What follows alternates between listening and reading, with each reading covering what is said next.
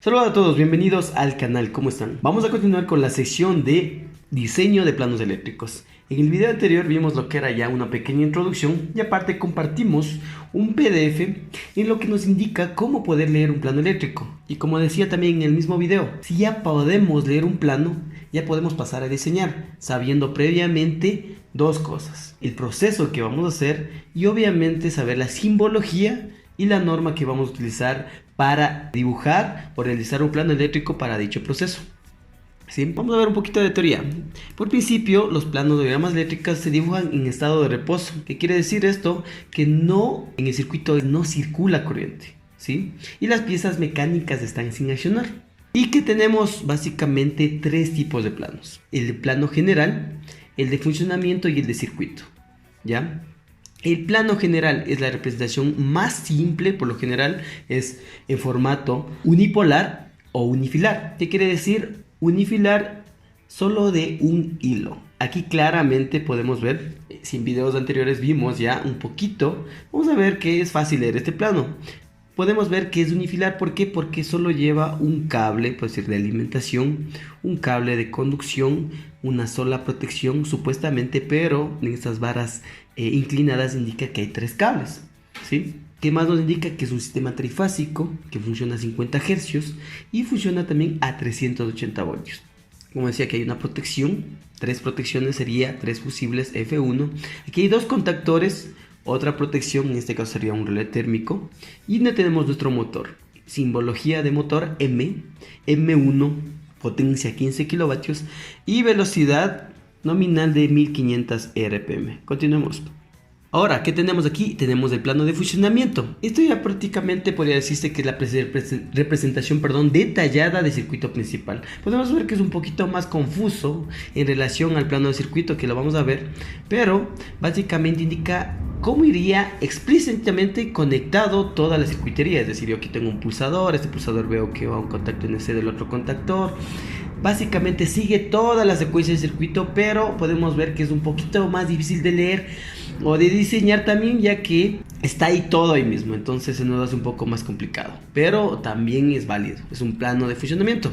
Y el plano de circuito, que es el más utilizado y el que vamos a empezar a diseñar, ¿sí? Este plano de circuito dice que es el más usado actualmente en la electrotecnia para la representación de una conexión, que dice que se divide en el circuito de potencia y en el circuito de auxiliar de mando, que se llama también el circuito de control. Aquí ya podemos ver, ¿no? Nuestro circuito anterior era unifilar. Aquí ya tenemos ya básicamente dibujado ya las tres fases, L1, L2, L3. En el de potencia, los tres fusibles, los contactores que decía, el relé térmico y nuestro motor. Aquí sería el circuito de potencia.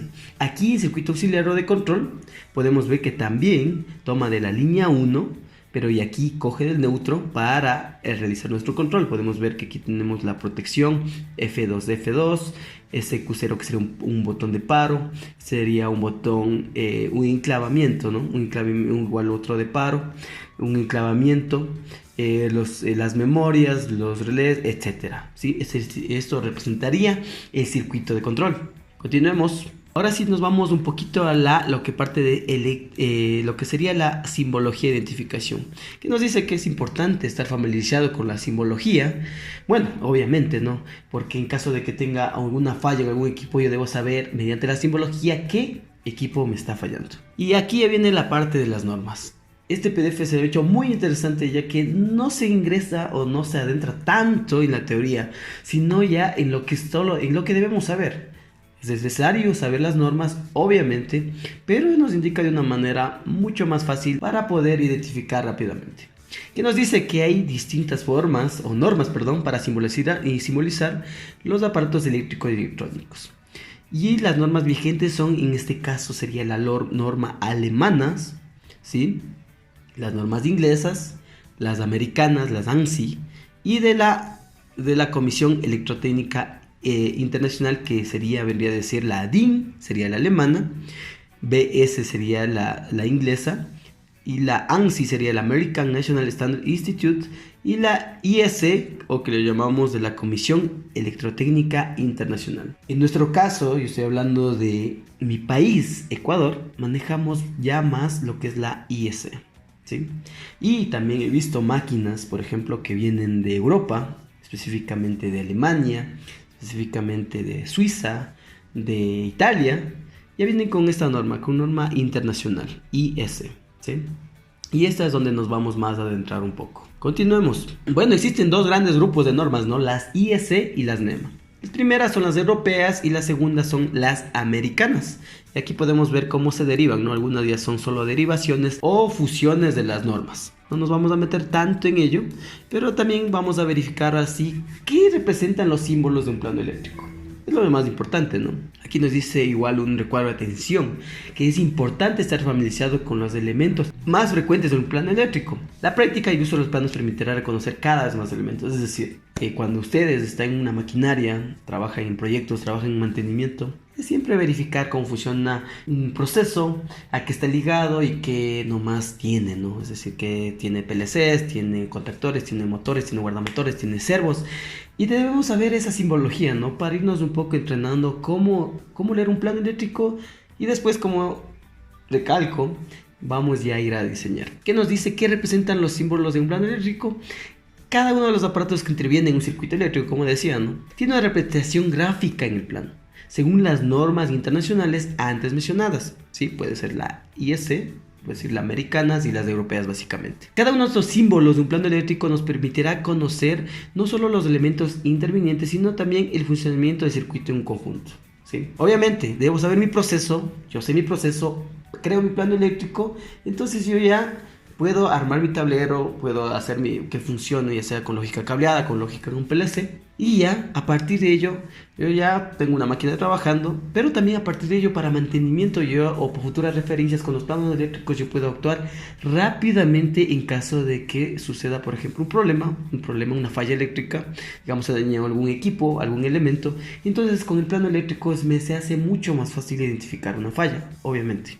Por ejemplo, aquí tenemos un caso un poco práctico, ¿no? Vamos a ver lo que dice la simbología de identificación, que dice que una línea sufrió un cortocircuito y un hombre, Juan, debe analizar un plano para encontrar dónde se produjo la falla.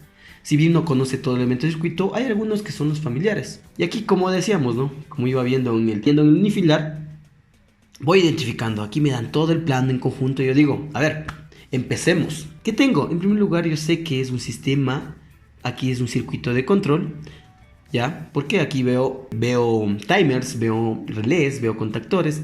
Entonces yo sé que este es un circuito de control.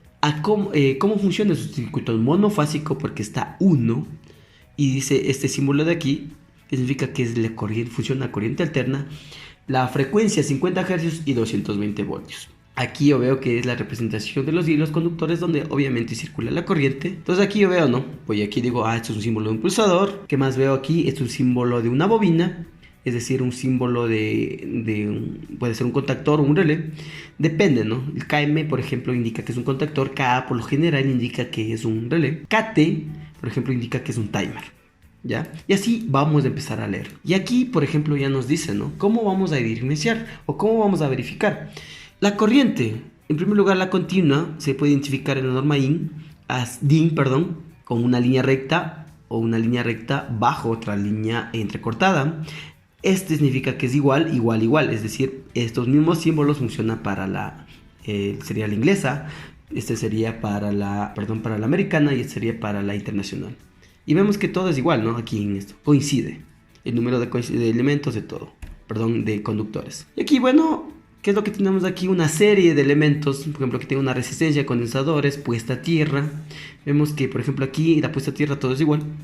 Contactos, puede ser contactos NA. Normalmente abiertos, vemos toda la norma. Normalmente cerrados, aquí tenemos con retardo, es decir, estos contactos van ligados a un temporizador, ya sea aquí, sería un on delay, con cierre retardado.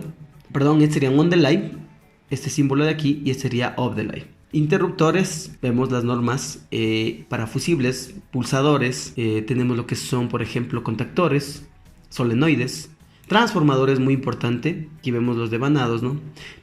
Son con devanados separados, es decir, son devanados aislados. Intensidad de tensión. Motores, así vemos que, por ejemplo, aquí tenemos motor jaula de ardilla, representación, es la más usada, por ejemplo, en la norma IS. La de señalización, muy importante. Tenemos una bocina, tenemos un timbre, una sirena, una lámpara de señalización. La de medición, un perímetro, un voltímetro, un poco de electrónica, ¿no? Un diodo semiconductor. Y aquí vemos cómo varía, o en algunos casos es igual, ¿no? Aquí tenemos un relé de sobrecargas, que podemos ver que aquí tenemos lo que es ya los contactos de potencia y los contactos de control. Básicamente están casi parecidos. Se diferencian por ciertas cosas, pero debemos verificar cuál es para cada norma, ¿verdad? Volvemos a ver lo que son los fusibles, accionamientos de levas, etcétera. Motores, ¿sí? Esto es muy importante igual. Simbología de identificación, como decíamos. ¿Cómo se identifica, no? Corriente trifásica 3, alterna 50 Hz, 380 voltios. En la inglesa es lo mismo, pero en la ANSI, por ejemplo, dice que se debe especificar con palabras: 3 fase, 3 wire, ¿sí? 50 ciclos, o sea, se puede hacer así o se puede representar también así. Y aquí vemos también, por ejemplo, lo que son las compuertas lógicas. Por ejemplo, esto ya podemos ver en la programación. Si están siguiendo el curso de Logo, podemos ver que se utiliza la norma DIN, es decir, la norma alemana. Utiliza Siemens, ¿no? Logo, Siemens, obviamente utilizaría su propia norma en su propio país. Entonces aquí podemos que es una compuerta I, una compuerta OR, una OR, una NOT, ¿sí?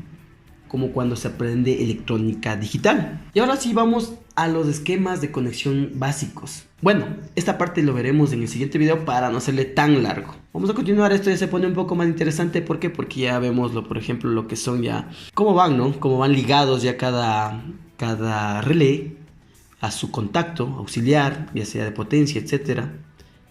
Cómo representan las letras. Se vienen aquí cosas muy buenas y muy interesantes, por cierto. Ya saben, como siempre les digo, suscríbanse en el canal, es gratis. No duden en seguirnos en todas nuestras redes sociales. Somos Teslamatic Ingeniería y nos vemos en la próxima.